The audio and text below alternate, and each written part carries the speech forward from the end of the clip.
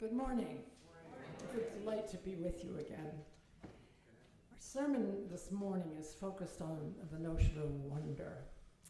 We have a little source of wonder on the worship center this morning, and I wondered if Liz would be willing to come. I've been wondering about it since I sat down.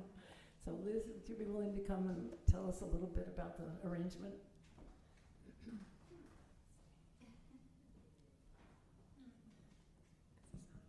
This is still okay. This is my creation. It's two species mixed together. If you know this genus hawthorn, they're a very thorny plant, and I found a dead branch of hawthorn, and then I went out and picked dandelion heads before they were open, after they had aged enough that the yellow petals had fallen off, but they were still closed and tight. I pinched them off, and then stuck them on the thorns, and then the next day they opened. And I didn't know if it would make it from my car to the church, or from my house to the church, but they did it. So cool. Just out of curiosity, did any of you wonder about those when you came in, what they were? Yeah, and I was looking and said, they look like dandelions, but they're on woody stems, so I thought it would just be fun to relieve our sense of wonder for a moment.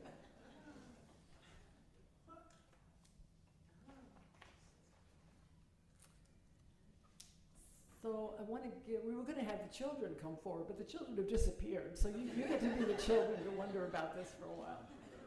So I just want to give a little biblical context for the story that I'm going to read. It's just a little snippet of a story. It's the story of Jacob, who was the grandson of the patriarch Abraham in the Old Testament. And he's a big part of the foundation myth for the Hebrew people. He's the progenitor of the 12 tribes of Israel. So Jacob was born the second of a set of twins, and he was the younger by only a few minutes. And he was a bit of a scoundrel. And although he was the second born, he contrived, with the help of his mother, who favored him, to steal both his elder brother's birthright inheritance of land and the patriarchal blessing that belongs to the firstborn son. Needless to say, that story is full of family intrigue and dysfunction. Eventually, Jacob ends up needing to leave his family of origin behind. And we pick up the story with a little snippet where he's on the road. He's alone, he's fearful, he's tired, and totally unaware of what he's about to experience. So just hear these words from the book of Genesis. Jacob left Beersheba and went toward Haran. He came to a certain place and stayed there for the night because the sun had set. Taking one of the stones of the place, he put it under his head and he lay down in that place. And he dreamed that there was a stairway set up on earth, the top of it reaching to heaven, and the angels of God were ascending and descending on it. The Lord stood beside him and said, I am the Lord, the God of Abraham, your grandfather, the God of Isaac, your father. The land on which you lie I will give to you and to your offspring. Know that I am with you and will keep you wherever you go, and will bring you back to this land. For I will not leave you until I have done what I have promised you. Then Jacob woke from his sleep and said, Surely the Lord is in this place, and I did not know it. And he was afraid. And he said, How awesome is this place? This is none other than the house of God, and this is the gate of heaven.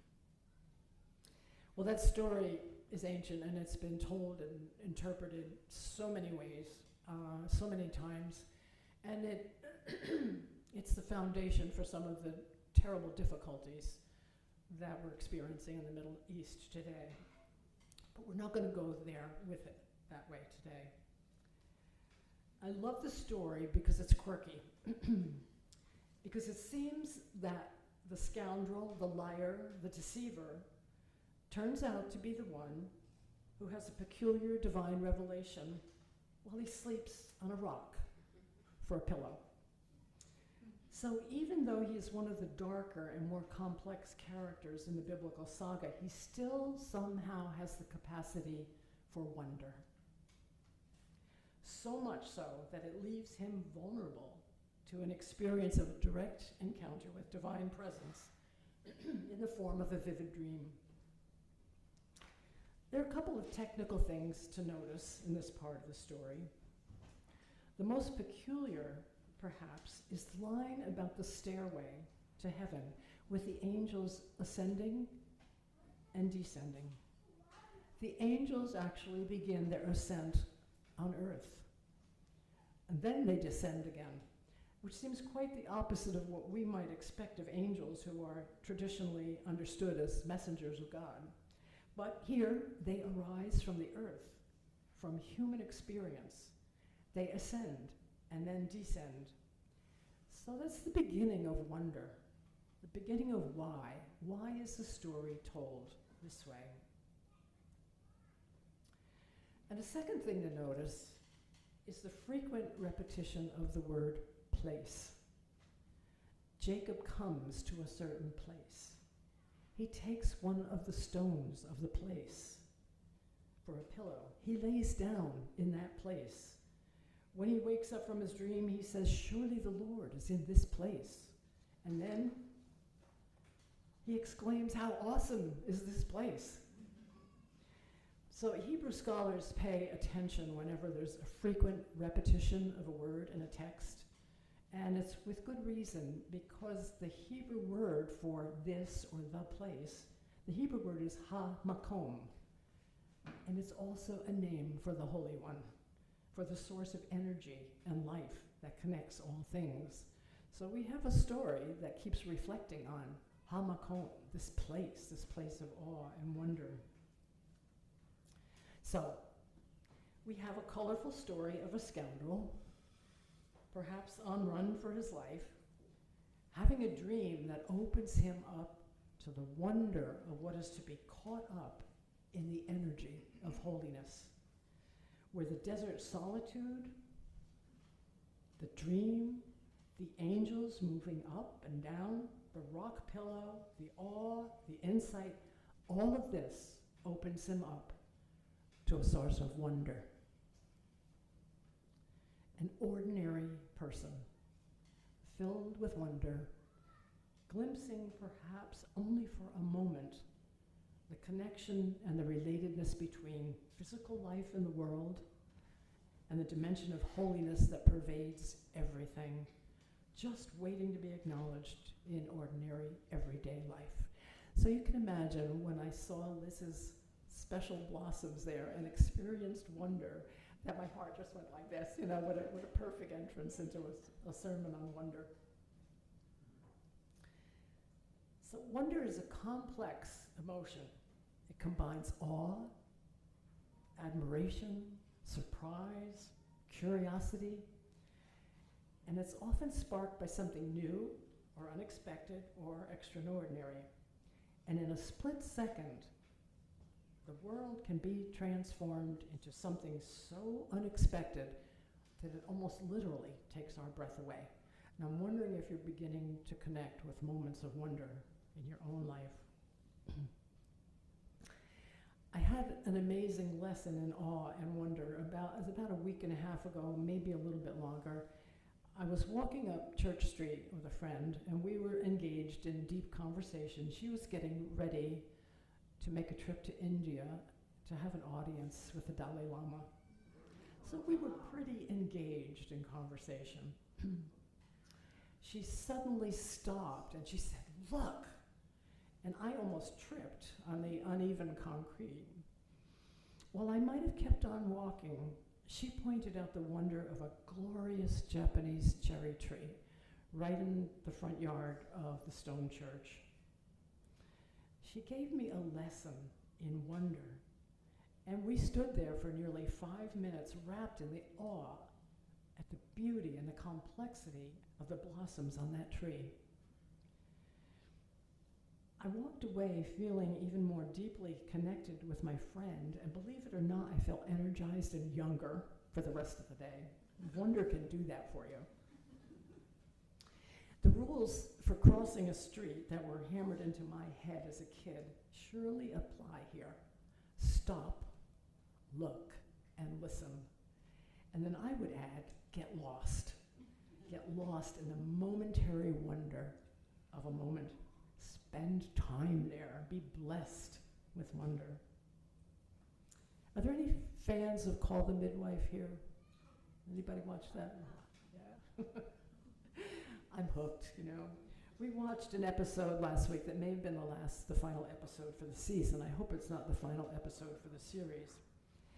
But the experience that I get watching the birth of a child, and they do it at least once or twice in every episode, watching that life come into the world, seeing and hearing that first cry, and some of the scenes that first time that infant opens its eyes, I don't know how they do that, but it is such a source of wonder that it literally takes my breath away. Armin will hear me. We watched, you know, and I'm going, oh my gosh, how do they do that? And I realize that I am caught up in awe and wonder at the miracle that each birth represents. The continuity of life, the great hope and joy and promise that each birth represents each time a new life breathes on this planet. And that it comes in the ongoing tumult and chaos and the darkness that we live with every day.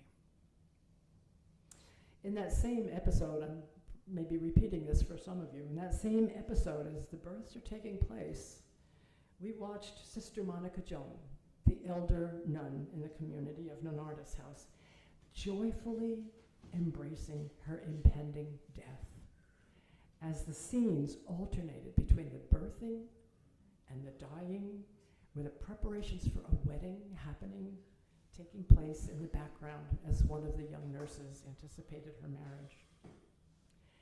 I realized I was feeling awe and a sense of wonder at the holiness of every aspect of life, connected with the ongoing great stream of being, all within an hour-long episode on TV. Jacob's experience of wonder and awe opened him up for an experience of the divine. It was a spiritual high. But awe and wonder do not necessarily require any belief in a supernatural or divine experience. A secular understanding of wonder views wonder as a profound, natural human emotion of amazement and awe in response to existence and the beauty of the unknown. No less a figure than Albert Einstein believed that the capacity to wonder was essential for a meaningful life. He described it as the foundation of true science, art, and spirituality. He recalled that his own sense of wonder was ignited as a child when he saw a compass, a simple instrument that taught him that something deeply hidden had to be behind all things. Perhaps his most famous quote regarding wonder is this: "He who can no longer pause to wonder and stand wrapped in awe is as good as dead. His eyes are closed."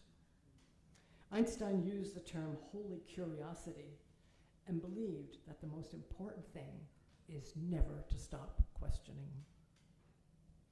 So we can wonder at the sheer fact that things exist, like observing a sunset, or the feelings of awe at the rim of the Grand Canyon, or viewing a profound work of art, or suddenly coming to understand a scientific principle. Wonder is a complex human emotion. It leads to creativity, to passion, to profound love for all of creation, even profound love for each human being we encounter when curiosity and interest and compassion enter the picture as a byproduct of wonder. But wonder and awe and curiosity can go missing when certainty, dogma, absolute conviction displace the dynamic energy of wonder. When wonder goes missing, the sheer miracle of human life can be reduced to an expendable commodity. The wonder of human beings can be reduced to them being pieces on a playing board, objects that can be moved about, incarcerated, neglected, even destroyed.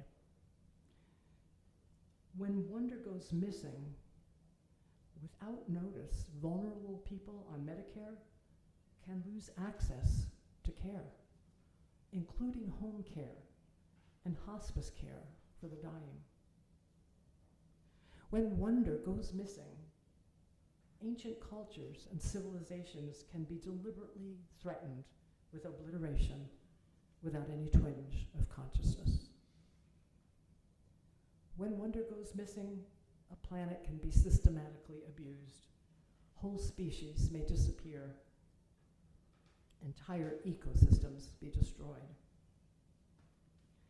Wonder and awe and curiosity can go missing when certainty, dogma, and absolute conviction replace the dynamic energy of wonder.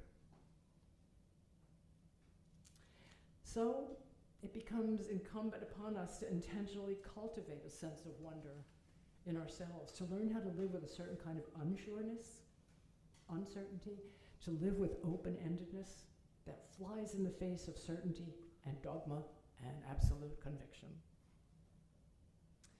When this kind of awe and curiosity invades our human relationships, the world becomes a wonder-filled place.